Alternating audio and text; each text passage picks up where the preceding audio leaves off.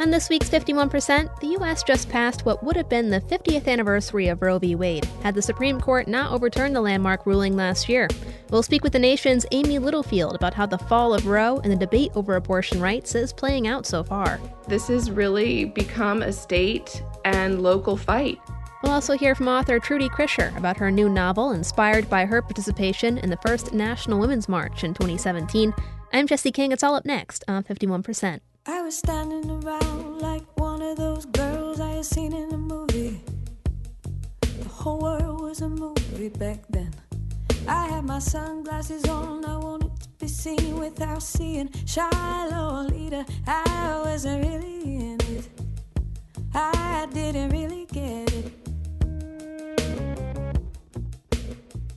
You're listening to 51%, a WAMC production dedicated to women's issues and experiences. Thanks for tuning in. I'm Jesse King.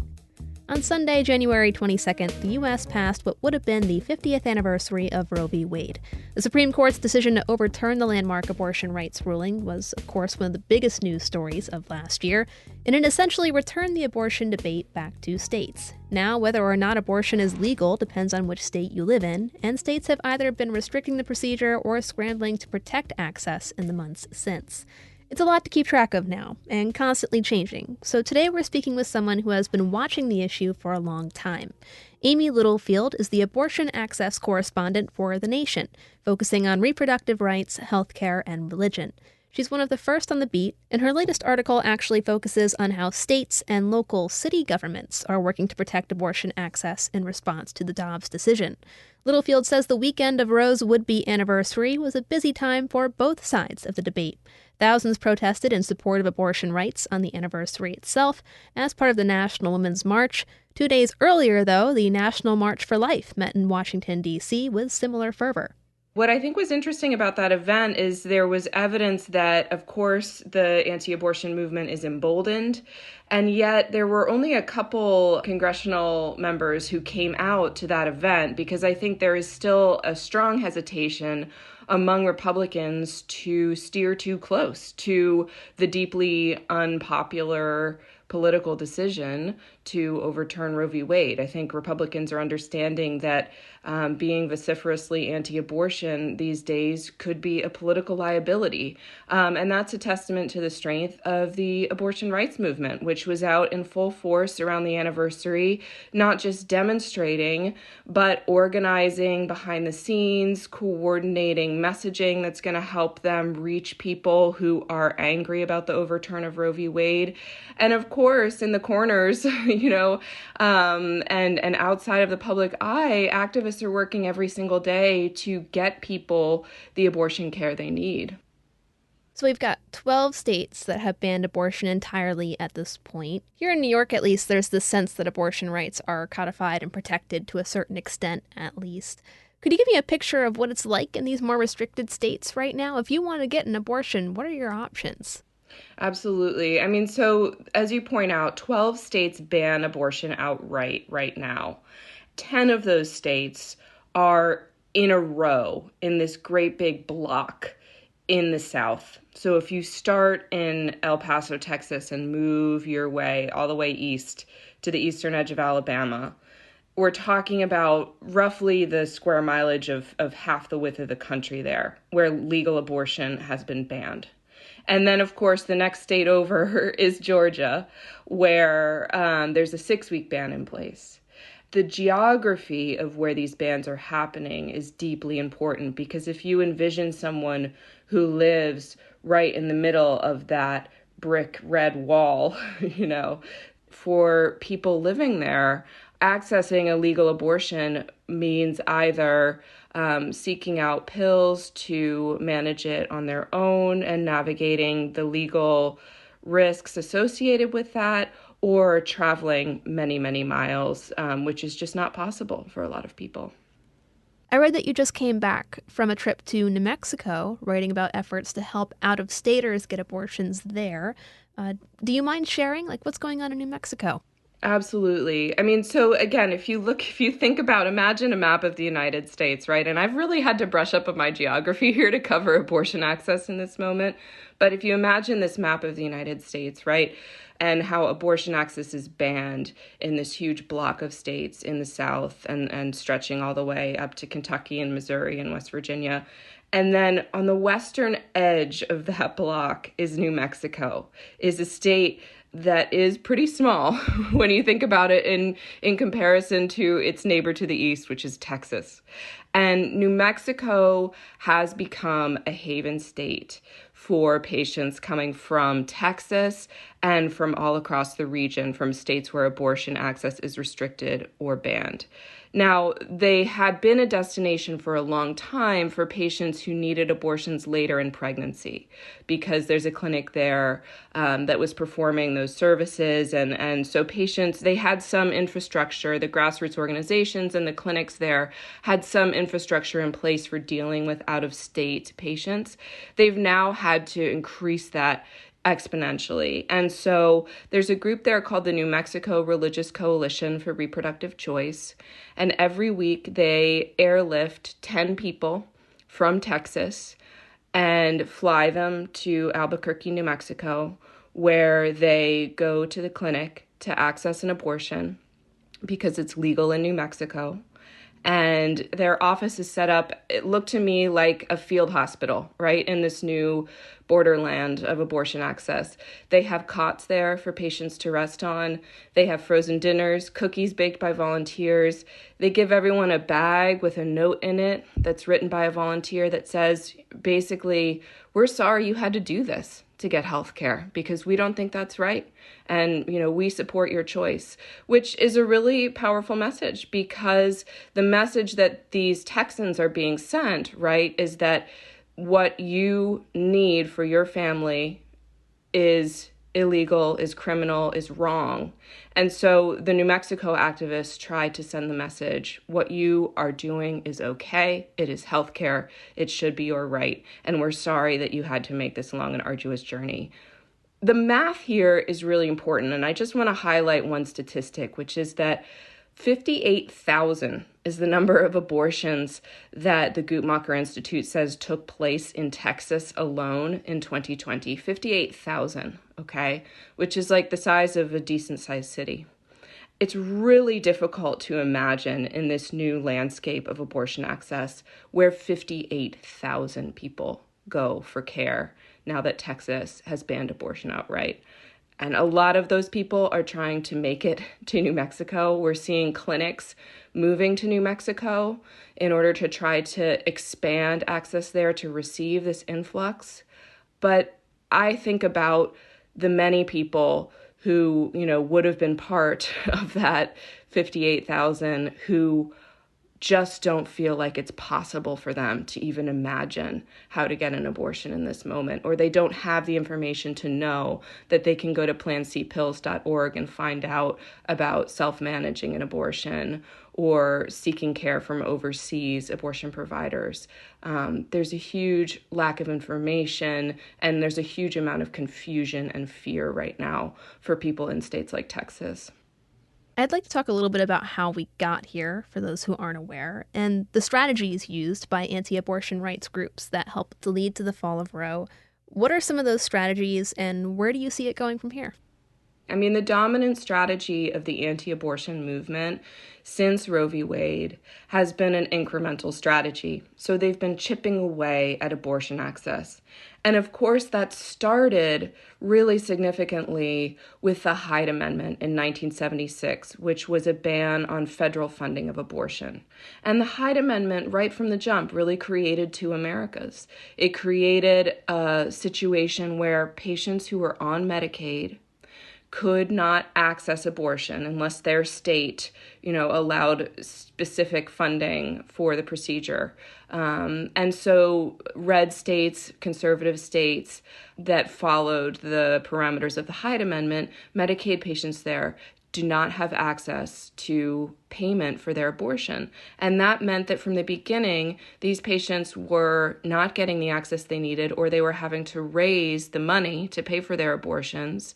And grassroots activists really mobilized and directed their energy to fundraising, to making sure that people could pay for their abortions. And that absorbed an enormous amount of the energy of of activists in the movement who were aware of these inequities. And so that really shaped the movement from the beginning. And meanwhile, people who had private insurance or who had money to pay, for their abortion out of pocket were able to get the access they needed, especially if they lived in a state that had a higher number of clinics.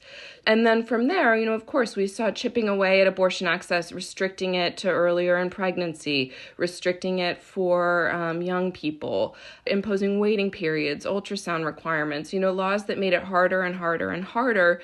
And each time these laws would be imposed, patients who were lower income, women of color, would have a harder time accessing that care.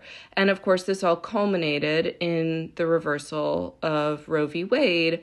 And behind the scenes, there were groups that were working to make sure that they got the Supreme Court justices opposed to abortion on the Supreme Court. And that was really the culmination of this strategy. But I think we have to look at the incremental strategy because of how successful it was in stopping access for low-income patients. It also normalized abortion restrictions and created this stigma against abortion and this acceptance of restrictions. And it was harder to mount a robust public opposition when every year you had multiple abortion restrictions in multiple states that were being introduced. I think we're seeing now a massive outpouring of outrage at the reversal of Roe v. Wade because it is such a clear and dire signal. But abortion access has been chipped away at year after year after year for many, many years. Do you see these same methods being employed with other issues? Absolutely. And I think the area that we really need to pay attention to right now, because it is so directly following the anti-abortion playbook, is we need to look at the anti-transgender bills that are surging in state legislatures across the country. And if you look at the legal path that these bills are taking, they're restricting gender-affirming healthcare for young people. They're, using the rubric of parental rights to force schools to out transgender students to their parents, even if those parents might not be supportive of their children's identity. They're culminating in bans. For example, we've seen in Oklahoma a bill introduced that would ban gender-affirming healthcare for anyone under 26. And so I think the same organizations like Alliance Defending Freedom, these groups that are part of this robust and well-funded Christian right, are really expanding this effort to restrict the lives and healthcare available to transgender people as a way to sort of keep up the momentum and maybe even unite a Republican Party that at this point is divided over exactly how to proceed on restricting abortion access in the post-Roe landscape. So on the other side of things, I know you've mentioned some ways people are trying to increase access to abortion procedures, but are there other ways that local or state governments are working to protect abortion in their areas? I know New York has codified abortion rights in the past, and lawmakers just passed the Equal Rights Amendment to its constitution, which still needs to be approved by voters in a future election. Vermont just did something like that in the midterms. So what else are you seeing out there? I mean, this is the really exciting legal territory that we are in right now, where finally state and city and county lawmakers who support abortion rights are understanding the vast potential that they have to really have a tangible impact on people's lives. And that's true in bluer states like Vermont, which, as you mentioned, just enshrined the right to reproductive freedom in the state constitution through a referendum during the midterms. California did the same. We're also seeing efforts within red states to blunt the impact of abortion bans by deprioritizing law enforcement's focus on abortion-related crimes, issuing public funding. Nashville, Tennessee, for example, issued $500,000 to Planned Parenthood. Now they're following the model of New York City, which in 2019 became the first city to directly fund abortions. But we're seeing efforts like that expand vastly. The National Institute for Reproductive Health released a report on the first 3 months after Roe v. Wade was overturned, and they found that 4 states and at least 11 7 localities had tackled financial barriers to abortion, and that includes Atlanta, that includes Columbus, Ohio, Fresno, California, Nashville, Tennessee, as I mentioned, and New York City. So I think that there's a really important expansion of state and local and county level lawmaking, and local officials and local activists really getting as creative as they can to expand access to abortion and other forms of reproductive health care within their own communities. Well, Amy, thank you so much for taking the time to speak with me. I really appreciate it. Is there anything that I'm missing or anything that you want our listeners to know? I mean, I think that this has really become a state and local fight. And so if you are wondering what you can do, I would see what's happening with your local abortion clinic, if you still have clinics in your state. I would see what's happening with your local abortion fund and whether they need donors or volunteers. And I would find out what your city and county and state officials are doing. This is happening not just on 50 different state fronts, but also within cities and counties. That's something the anti-abortion movement has understood for a long time, and now the abortion rights movement is really taking it to heart. Amy Littlefield is the abortion access correspondent for The Nation. You can read her stories and more at thenation.com. Amy, thanks again for taking the time. Thank you. This was great. I hope we get to talk again.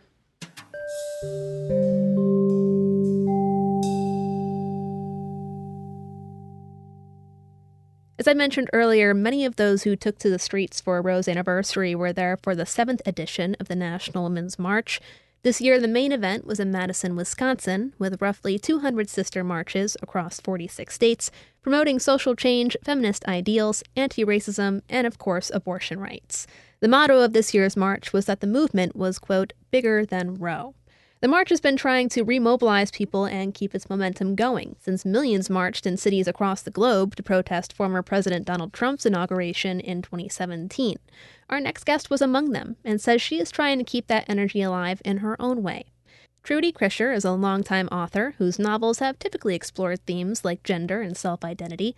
Her latest, a fictionalized account of that first march, is called On the March, a novel of the Women's March on Washington. While the story itself is fiction, Krisher pulls from many of her own experiences and observations at that march, which she says changed her life. She was 70 years old when she put on her best pair of sneakers and rode a bus from Dayton, Ohio to Washington, D.C. Like many of her peers, she was dismayed by Hillary Clinton's loss to Trump in the 2016 election and saw the march as a healing experience. I was afraid that I would die before I ever saw a woman become president. Jesse, you're so lucky because you're a lot younger than I am, so you'll probably see that happen. But I was pretty devastated. And my book is not about Donald Trump. I mean, it is about women. It's not about him. I really have a pride in my heart for women. The women on this bus, they don't know each other. They're strangers. But On the March, they do what women always do. Women know how to talk. They know how to network. They know how to find common ground. They're not afraid to do that. And they're not afraid to make themselves a little vulnerable once they learn to trust other people. So I think one of the things I was happiest about the book is I managed to show these women coming to love and trust each other, and the march making a difference in their lives. I was actually going to ask you next a little bit about some of these characters that you have. Correct me if I'm wrong, but you take a look at the march from the perspectives of 3 different, sort of main characters. Tell me a little bit about them and why you decided to take this from different perspectives rather than just one perspective of one person going to the march. Well, that's such a great question because that was hard. The march itself, the buzzword they use is intersectional, which means all races, all genders, all religions, all economic backgrounds. And so I knew that I needed to have my characters reflect that. They had to all be different. So what I decided to do is I have these 3 women who are all strangers, all different, sit by each other on the 34-hour bus trip from Kansas to Washington, D.C., and just kind of see what happens. So one of the characters is Henrietta Oldham. She is an elderly woman who's running a failing antique store. So she's elderly and her knees hurt. And, she's been doing knee exercises prior to the trip so that she can sort of get it in shape, but she's older. Bertie Jackson is a shy African-American teenager. She's kind of lost in a way. And so her aunt, who is a feminist, decides that, Bertie, you're going to go on this march. So she takes Bertie on the march with her. And finally, the other main character is Emily Messer. She's a recent college graduate who's just kind of at loose ends. She works as a barista, but she wants a little bit more in her life than just coming home to her dog. So at any rate, I put the three of them together on the bus and then kind of watched to see what happened. I have to say that the challenging part of the book was we came home from the march, and I'd say 800,000 women came home from the march, and they were energized. They were pumped. A lot of them went on and they would run for office or they'd start a nonprofit. And I wondered what it was that I could do. I felt like I needed to do something, but what was it going to be? And of course, I wrote a novel about it because that's sort of my wheelhouse. But the hardest part of the book for me to write was the ending, was the last section of the book, because I had these women, previously strangers, now sisters. What were they going to do? How were they going to, let the march play out in their lives? So the last part of the book was really hard for me to figure that out and have a resolution for them as a group. But that was so satisfying because I began to see that there are so many things in common that women have despite their differences. So anyway, that's kind of what happened with the book. The easiest part to write was the part about the march. There were a lot of interesting contrast because the inauguration was the night before the march. So there were people there in their ball gowns, their high heels, and their tiaras up against these kind of scruffy women from everywhere in their hats. So, it was kind of fun seeing that contrast. And then when we were at the march, I could not believe how many nonprofits there are in the world. I mean, I knew about Planned Parenthood, I knew about NARAL, but we had the vegetarians, we had the Rastafarians, we had the National Domestic Workers Alliance, I think it is, Women in Islam. I mean, it was so rich in its diversity. From your own experience on that day, what were some of the biggest things that stuck with you? Because I know you incorporate pieces of your experience into the book itself. What were the biggest takeaways for you?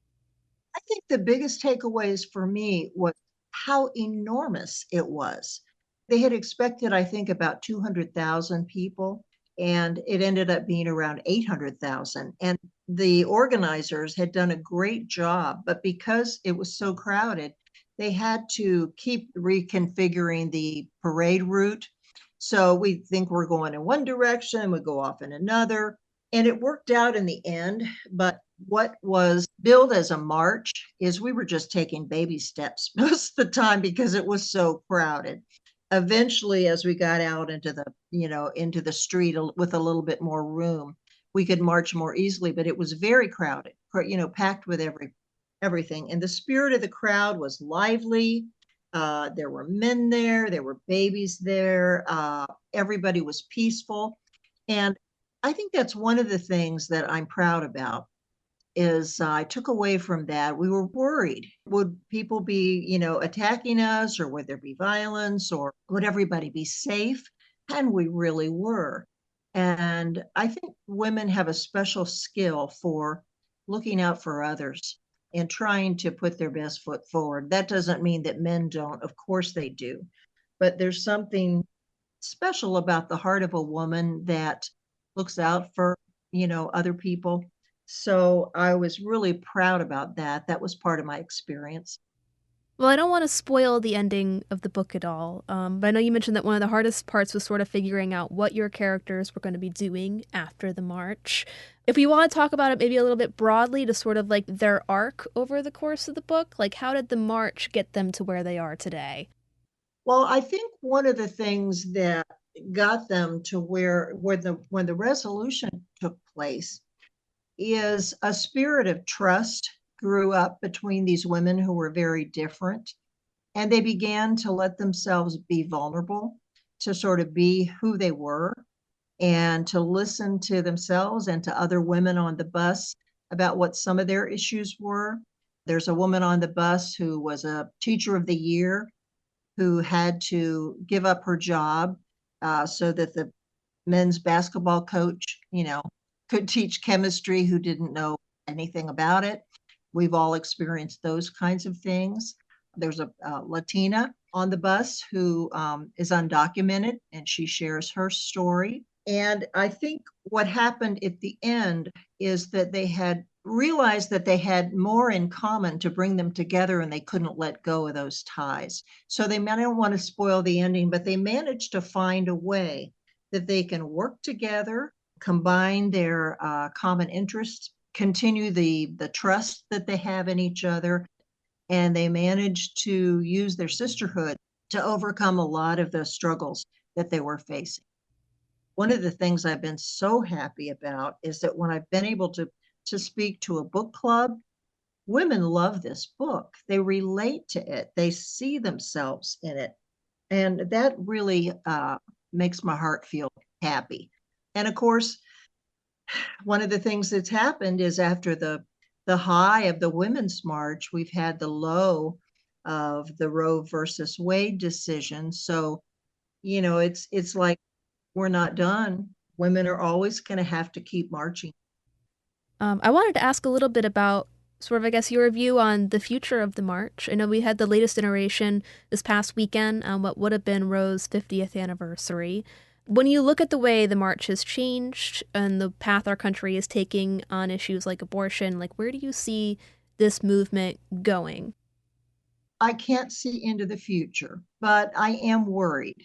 We're 51% of the population. We're not represented in that proportion that we really should be, because I think there are a lot of issues that women care about: education, childcare, not just abortion, economic well-being, equal pay for equal work. All these kind of issues not only help women, but they help raise the level of our society as a whole. Mm-hmm. So I often think that sort of people talk about those women's issues, softer issues, childcare, education. No, those are rock bottom important issues. If we can't raise a generation that can feel, and can be good citizens, then we've lost a lot. And I think we lose things like that when women are not equally represented. Women are not going to stop. They're going to continue to speak out. But I think they're tired. How much longer do we have to keep this up? And it looks like we're going to have to. I don't see the future as bleak, but I see it as cloudy. Well, lastly, is there a favorite part of the book for you? Or is there a part that you really hope readers take away from it? Well, I think one of the powerful things that happened during the march was when Ashley Judd got up and she read this poem called Nasty Woman. And it was a poem written by a college student from Middle Tennessee University. And of course, you know that Hillary Clinton had been called nasty by the other candidate. And this poem, and of course, Ashley Judd is adorable and talented, and the way she read it was so powerful. And after she had finished reading that poem, there was this roar, and I call it the roar heard round the world. The crowd started roaring. It came in a rolling wave. It came from the back of the crowd, and it gathered and then swept to the front. And it seemed like it was sweeping across the entire globe. And it felt like something kind of spiritual, almost like church. And I think of it, and the way I describe it in the book is decades of silence had been given a voice. And that was probably the most important moment of the march for me. And I guess the other thing, when I have a favorite part of the book, it's not something I wrote, but on page 4, Bertie Jackson, who's the African-American girl, she looks up at a poster on the wall of her house. And it's a quote by Martin Luther King. And it says, if you can't fly, run. If you can't run, walk. If you can't walk, crawl. Above all, just keep moving. So that's sort of the motto of the book, the theme of the book, and sort of sums up how I feel about this movement and the women that have been so important in my life. Trudy Krisher is the author of 9 books, often exploring issues such as race, gender, and self-identity. Her latest, inspired by her own experiences in the 2017 National Women's March, is On the March, a novel of the Women's March on Washington. It's out now on Social Justice Press. You can learn more about Krisher's work at trudykrisher.com. Trudy, thanks for speaking with me. Well, thank you, Jesse. You're easy to talk to, that's for sure. You've been listening to 51%. 51% is a national production of WAMC Northeast Public Radio in Albany, New York. It's produced and hosted by me, Jesse King. Our associate producer is Jody Cowan. Our executive producer is Dr. Alan Chartock. And our theme is Lolita by the Albany-based artist Girl Blue. A big thanks again to Amy Littlefield and Trudy Krisher for speaking with us this week. To learn more about our guests and the show, check us out at WAMCpodcast.org. There you can find episodes new and old and links to everything you need to know. We hope you'll join us next week. Until then, I'm Jesse King for 51%. I was every single girl, I was nobody else, I was so sure of myself. I was 15 and a half, he was a hollow laugh. And I lost my cool somewhere along the way. The night